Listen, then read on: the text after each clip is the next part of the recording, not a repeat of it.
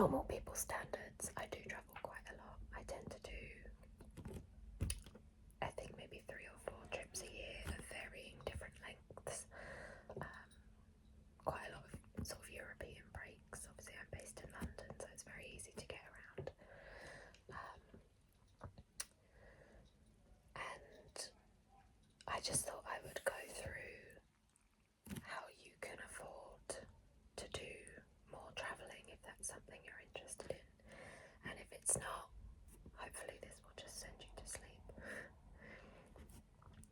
So, one thing I would like to start by saying is I am single and I don't have kids.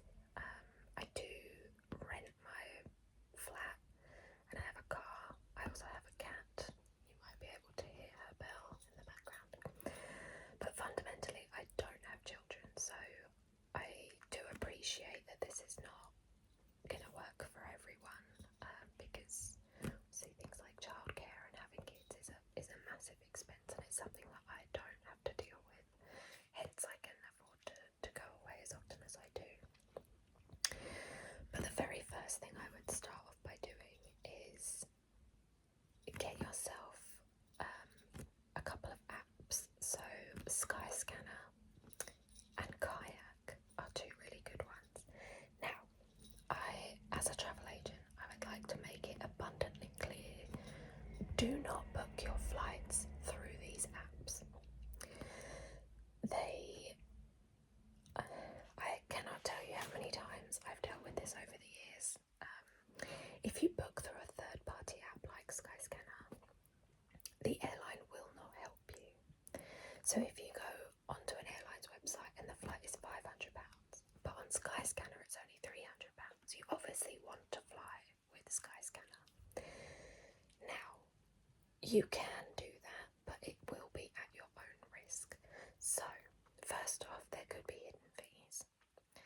Secondly, and this is the really big one, if your flight is cancelled or delayed for any reason, you have to call the company that you booked through. So if you look at Skyscanner, you will see on there, it will take you to different retailers. I'm not going to name any because honestly I can't think of any, and most of them I've never heard of.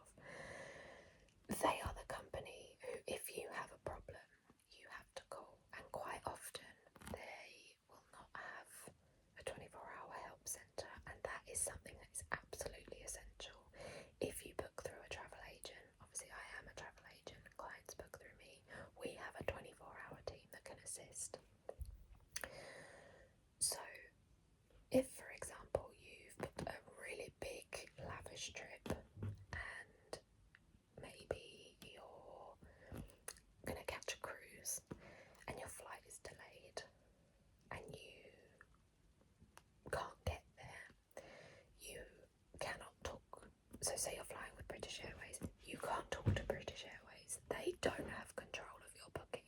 The agency that booked it has control of your booking, and if they're not open 24 hours, there's no one who can help you.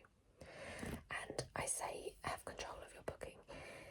In this industry, if you don't own the booking, you cannot touch it. You can't see it. You can't do anything to it. So when people call and go, what do you mean? Why can't you just...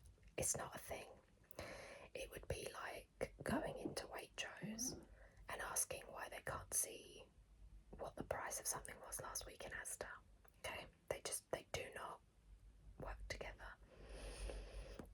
So if you are gonna get things like Skyscanner and Kayak, which I do recommend, use it to get an idea of price. Okay, it will give you a breakdown of all the airlines that do the routes for the trip you want, and then you can look at who is the cheapest to fly with, who has the best route. I know some of them sometimes have like a 37-hour layover in the middle of nowhere, and that's not what you just want to get there. So use those apps to find out who the cheapest airline is, and then book direct with the airline. Another really good thing for finding flights, and again this obviously is better for those who don't have kids, are much more flexible in when they can travel, is using Google Flights. So Google Flights, if you put the route you want to do, it's normally only for things like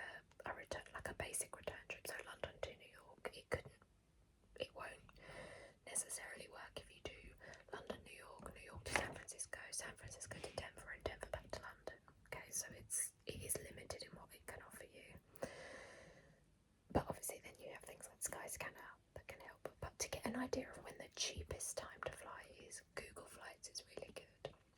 So it will show you the cheapest day to fly if you want to go to New York and back, and the cheapest day, and the cheapest day to come back on. So if you're flexible in your dates, Google Flights is a really, really good one to get an idea of when it's best to travel financially. Now, I said about booking direct with the airline, so there's another bonus with this.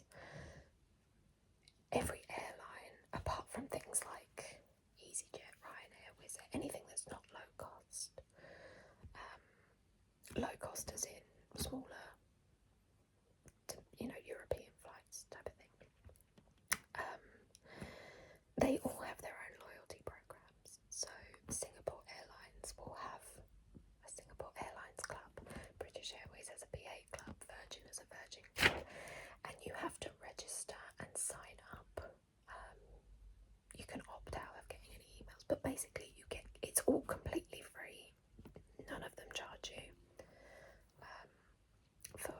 to get a membership number, so you will then have a membership number, and any time you fly with that airline or a partner airline, you will accumulate points. So let's use BA as our example because they're the one I'm going to talk about later. BA is a member of One World Alliance. Now within One World you've got other airlines like Iberia, Qatar and Qantas, to name a couple. So anytime you fly with any of those airlines, you can put your BA membership number in and you will accumulate points on those flights. Okay, so it can take a while for points to rack up, but once they do, you can then use those points to redeem against flight bookings. So I have just booked a flight to Hong Kong direct with British Airways in economy because I'm not that well off for £170. Now to give you an idea, to fly direct to Hong Kong full price, the only two airlines that do it are Cathay Pacific and British Airways. It's thousands of pounds, okay? And I got it for 170, and I will put in the proof so you know I'm not lying. And essentially it's through points. So I was very fortunate to fly to Japan last year, and I flew with an airline called China Southern. Now, China Southern are not a member of One World Alliance. However, they have a partnership with British Airways. Now, it did take a long time, a lot of arguments, a lot of angry emails to get the points. One thing I will say about BA, I love the Avios BA membership scheme. I hate British Airways service, and honestly, I would never choose to fly with them unless there was a good deal. But I'll come to that later. So yeah, there was a lot of back and forth. They really didn't want to give me the points, despite the fact I sent them their own website and own policy saying I could have the points. But eventually, I did get the points for those flights. Now, I was very lucky. I went with my parents and they upgraded everyone to business class. I would not normally fly business class. I'd love to, but I simply can't afford it. And honestly, I'd rather do more holidays and travel economy than one holiday in a blue moon every few years and fly business class. But that's just my preference.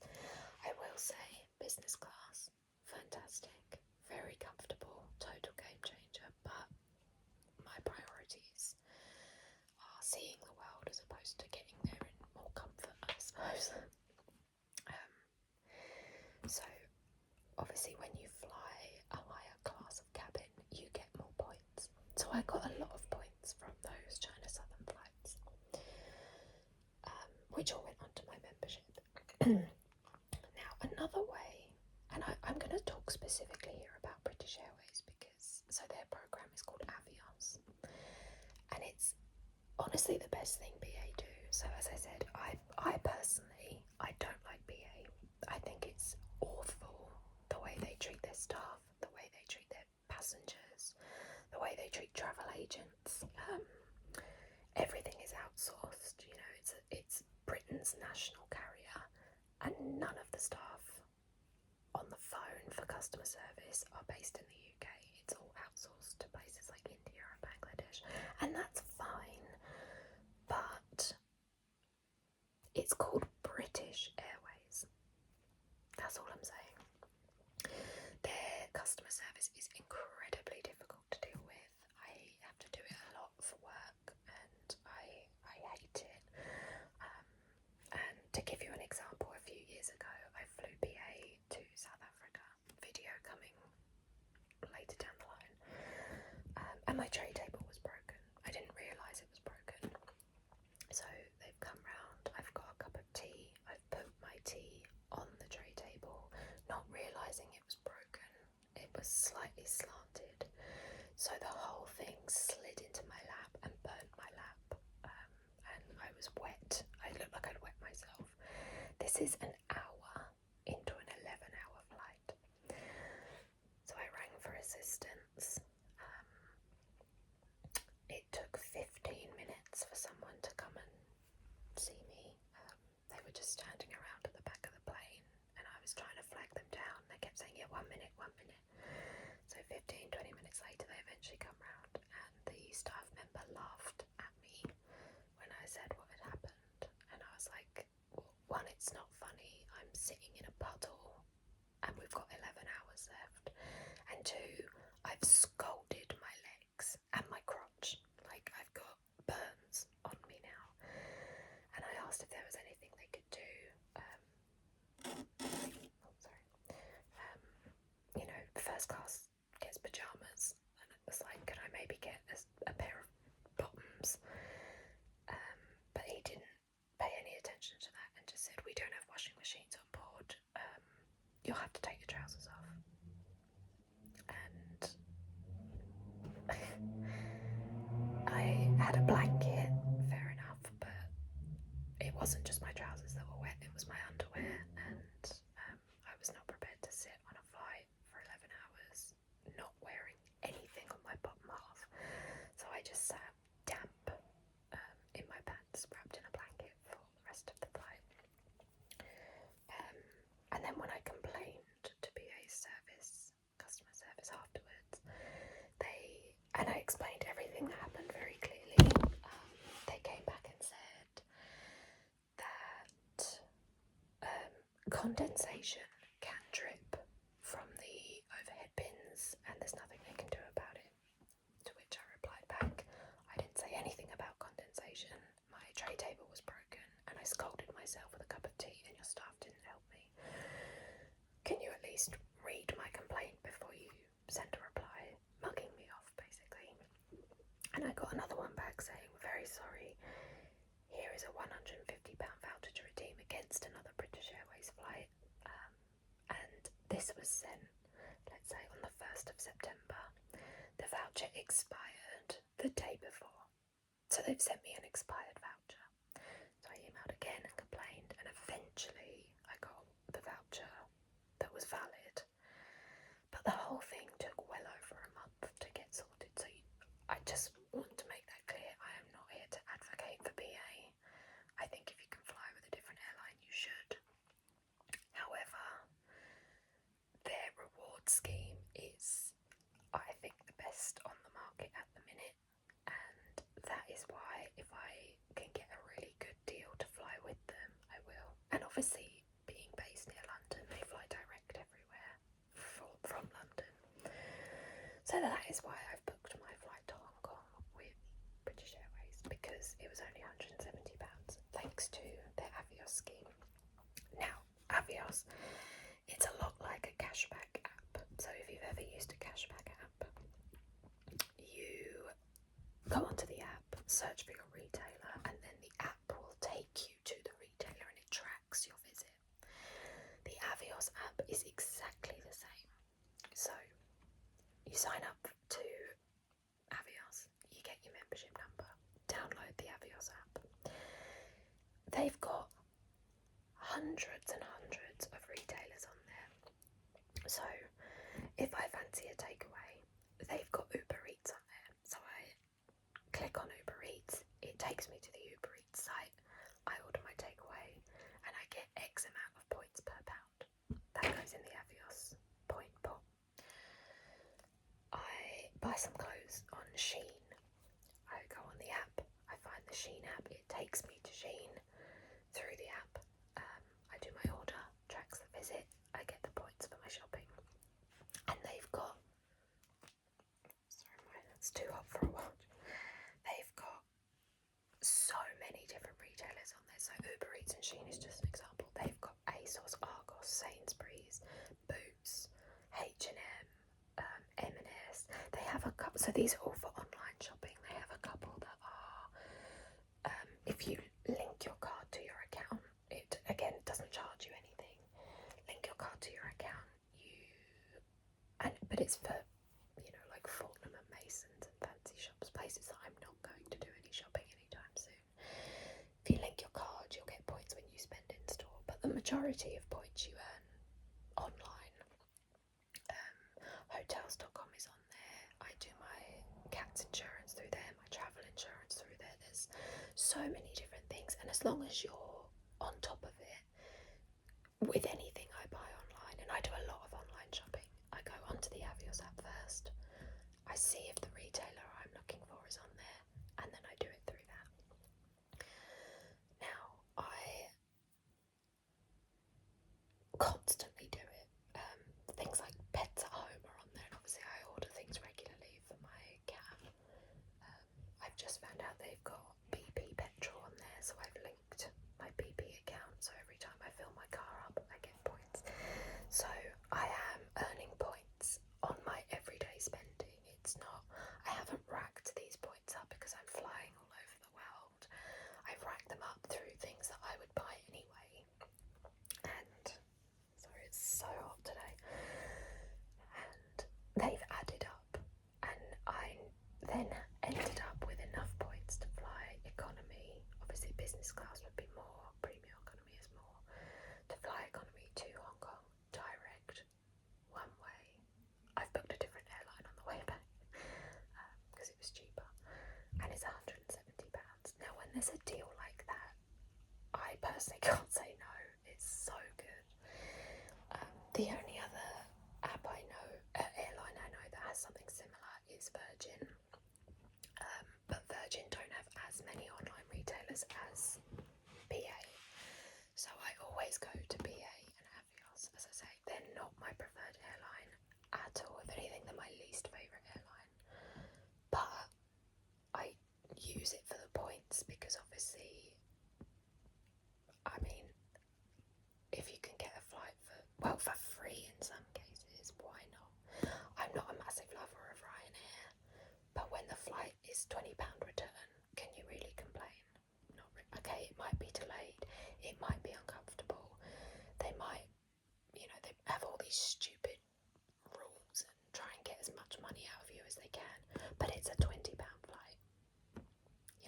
It's £25 for me to get to London, and that's only an hour on the train, so I can literally fly abroad for less money. So that's why I'm very on top of it with the Avios app, because I can travel for almost nothing. So airline points are a really, really, really good thing to have, and I think if you've got a trip coming up, I think you should get an Avios membership regardless, because of all the online shopping options that you can earn points from. But if you are travelling with another airline, I'd suggest signing up to their frequent flyer membership program, and just see what you rack up. You might end up flying with them more regularly than you thought. I'm really hoping Wizz Air do one day, because I fly with Wizz Air a lot. I love them. So if they brought in a membership program,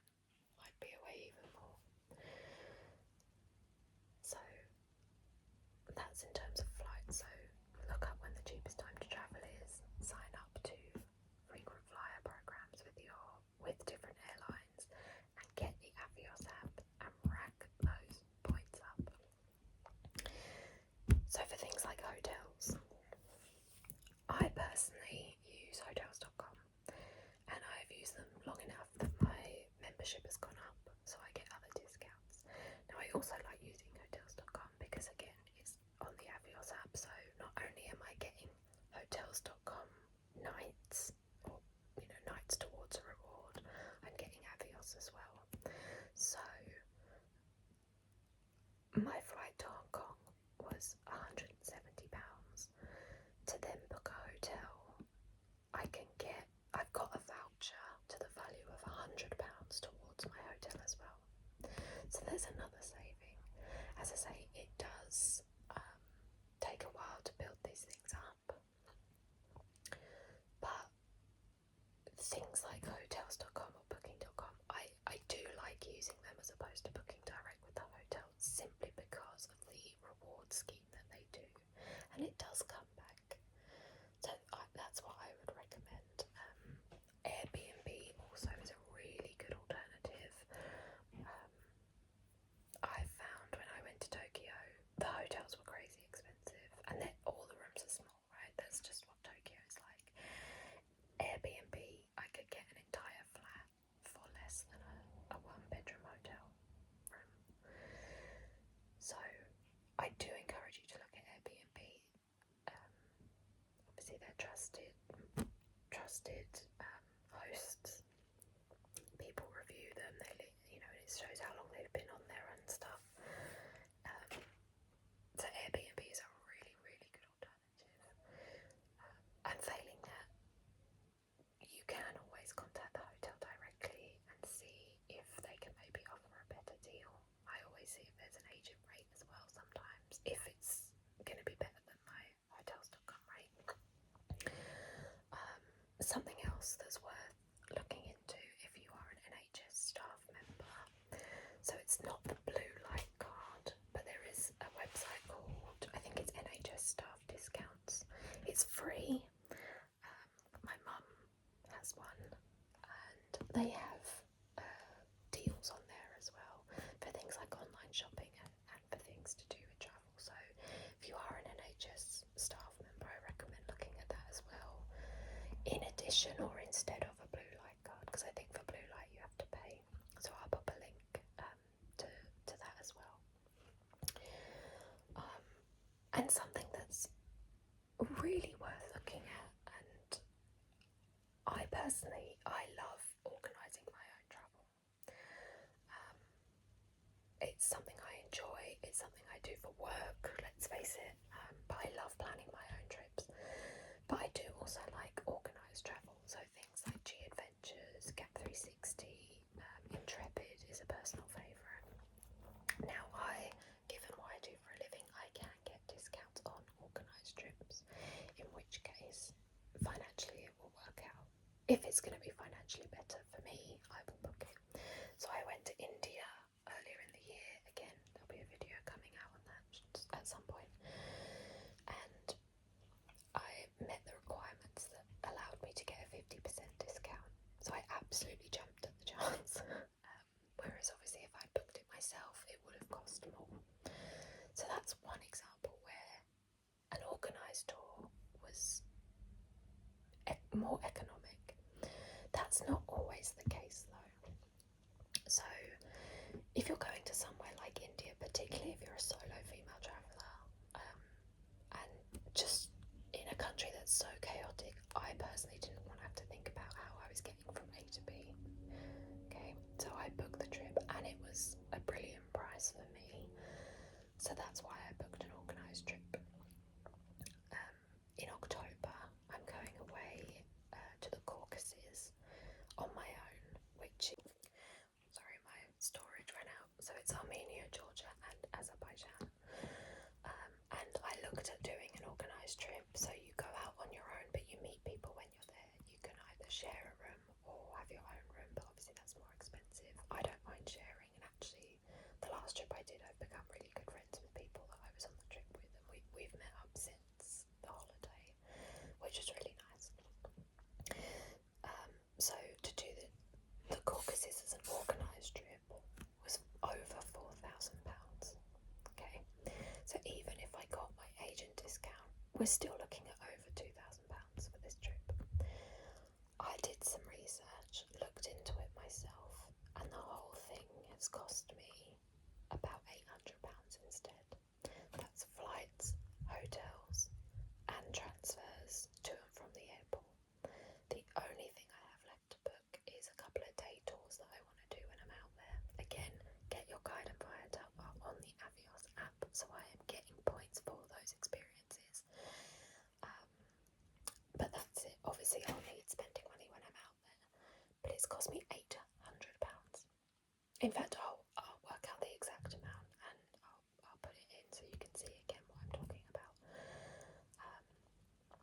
So it is worth doing your own research. There is something to be said, as I say, for just booking a trip. You get there and then you're not thinking about anything. But if you don't mind doing solo travel, or I mean, even if you're with someone else, if you're prepared to put the work in and really research, you can get a trip for much, much less than you think. And something I'd also be mindful of, so I've stayed in some really nice hotels, but on hotels.com, for example, they're 2-star. Now, if someone says a 2-star hotel, everyone goes, oh no, I don't want to stay there. But actually, the 2 stars don't equate to the quality of the hotel you're staying in. So when it comes to booking things like that, I would, if you're putting filters on sort of for your location and your budget, take the star rating out and do the guest rating. So, you know, I always look at a minimum of a 7 out of 10 on average for a hotel, and actually read the reviews. I know there's a show on at the moment called 0 Stars, and it's basically people who have given 0 stars to something, and the two hosts go and see it for themselves. And in a lot of instances, they don't deserve such a low rating, and hotels are the same. Yes, a couple of people have had a bad experience, or it's not what they expected, so they rate it lower. But that's why you have to read the reviews and see, is this something that would bother me? Is it something that warrants this lower rating? So take the star filter off. I've got some hotels booked for a trip next year, and on hotels.com it's 2 stars. On Google it's 4 stars. It was a £30 hotel for 2 nights. 2 nights has cost me £30 in the centre of Kuala Lumpur. If I'd put in 4 stars for Kuala Lumpur for my trip, I was looking at over £100 for 2 nights. So I've just saved myself £70 by actually reading the reviews and taking the star rating out of consideration. So they're just a couple of things that I hope will help you in maybe booking your next trip. I mean, I do it for a living, so I love all that kind of stuff, but I appreciate some people